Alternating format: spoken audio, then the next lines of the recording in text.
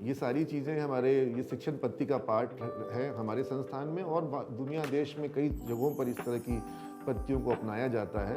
और अगर मैं पेरेंट टीचर कॉन्फ्रेंस की बात करूं तो ये एक प्रयास है कि छात्र जो करियर की यात्रा पे निकला है, छात्र को उसकी करियर की यात्रा में उसके परिवार का पूरा सहयोग मिले।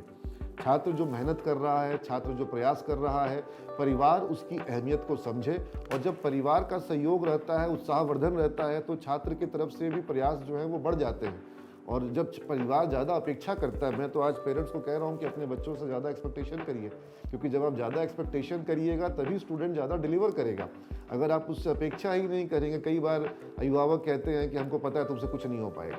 अगर कोई अपने बच्चे को यह कह रहा है कि तुमसे कुछ नहीं हो पाएगा, तो इसका मतलब है कि आप उसको एक विकल्प दे रहे हैं कि तुमको कुछ नहीं करना है, आपको उससे अपेक्षाएं करनी होगी। और जब माता पिता अपेक्षा करते हैं तो फिर छात्र उसी तरीके से अपनी योजनाओं को बनाते हैं, उसी तरीके से अपनी पढ़ाई की प्लानिंग करते हैं और फिर परफॉर्म करते हैं।